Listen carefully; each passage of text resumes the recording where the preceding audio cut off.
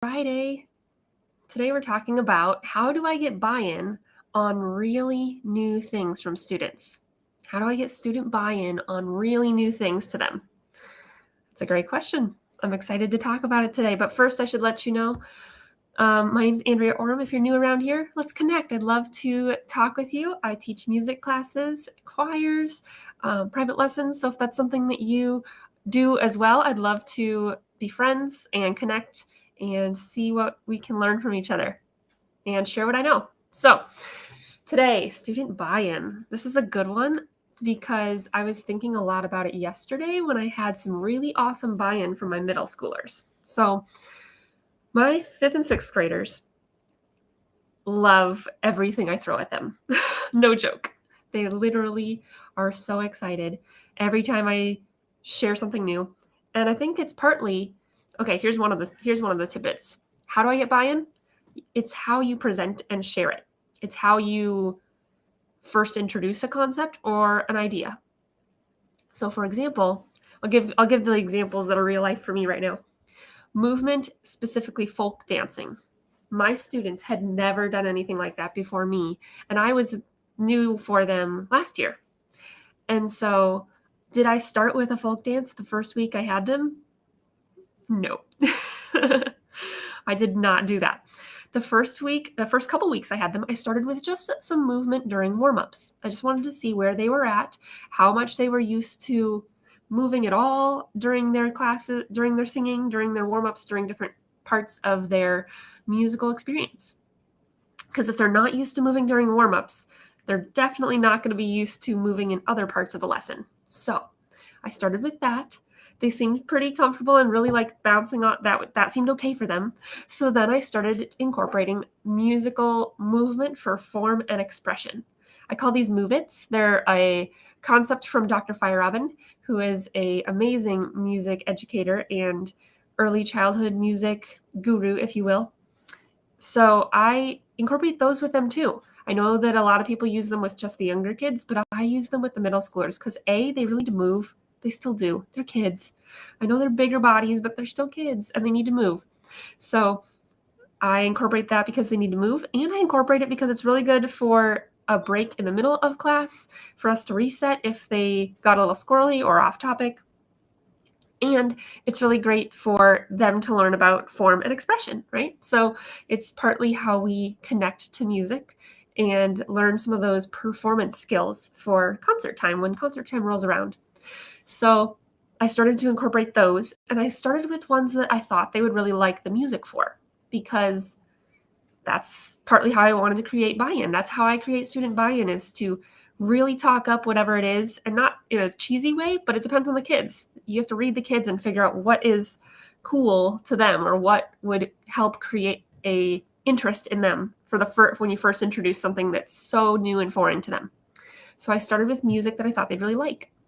Then I started to slowly incorporate types of music that maybe they weren't familiar with or they maybe wouldn't have picked initially, and they still kept enjoying some of those movement activities for form and expression and really enjoying that. I could really tell that they would enjoy that.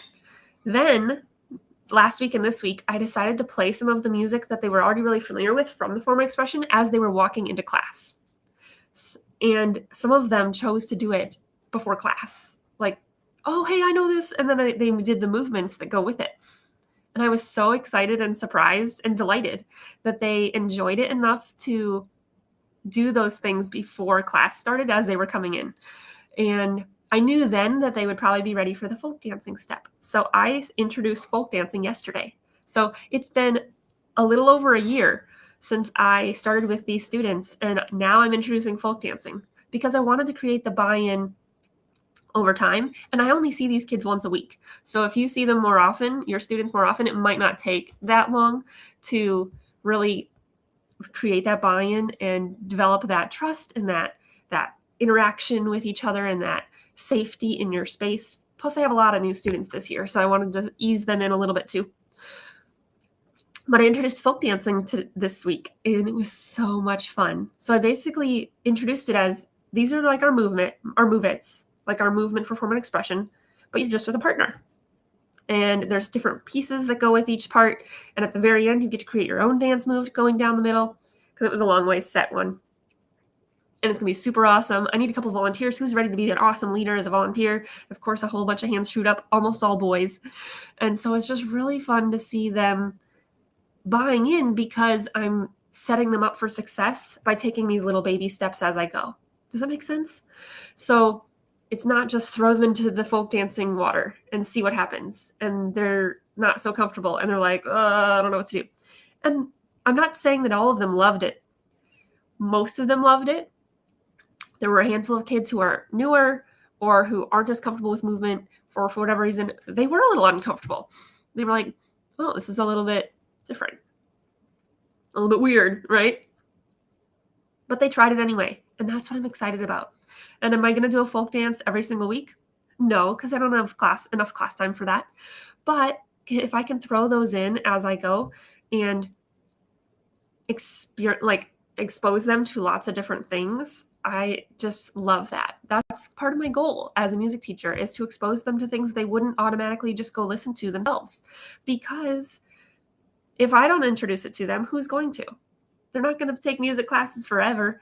And so they may or may not ever experience that thing that maybe they decide they like after experiencing it. So let me know in the comments if you've had something like this, where whether you were introducing a brand new style of music or genre of music to your students, or you were introducing something like folk dancing, or I can't think of a lot of other examples off the top of my head, but if you were introducing something that was so new to your students that you were like, I don't know how this is going to go, what were the steps that you took to lead up to that, to create that buy-in? Because I think that's so important, and it's so cool to see when that magic of the little steps leading up to the big buy-in that you're looking for happens. So I'm just super proud of my students, super excited for how they were able to really engage with that and really enjoy it. And I asked them afterwards, so did you prefer this, or did you prefer the move it that we did last week? Like, that goes like this, and they're like, oh, we liked this one better. And the vocal ones said that. The vocal ones were like, oh, this one was way more fun. And I said, okay, that's awesome. I'm so glad that you enjoyed that. And if you didn't enjoy that one more, that's okay. We can all prefer different things. I'm glad you tried it. Those of you who maybe didn't enjoy this one as much, I'm really proud of you for trying it and doing something new and putting yourself out there, because you never know when it might be something that you really like. So I got to get going. But I wanted to let you know that if you are new around here and you love what we're talking about, go check out the Music Lover to Music Teacher group. There's a link in the description of this video if you're not already there. There are so many videos like this that are helpful for you, hopefully, and can lead you to the next step as to what you're kind of looking for. And there's lots of different topics. So go check those out if you are new around here. And if you're in the group, what are you waiting for? Go check out the guide section. Such a big library of all these great topics that we get to discuss. So if you're watching replay, I'll see you later. I know I'm here a little bit earlier today. Fridays are going to be a little bit earlier now, but I will catch you again on Monday. If you're watching in the future, see you later whenever I see you. Bye for now.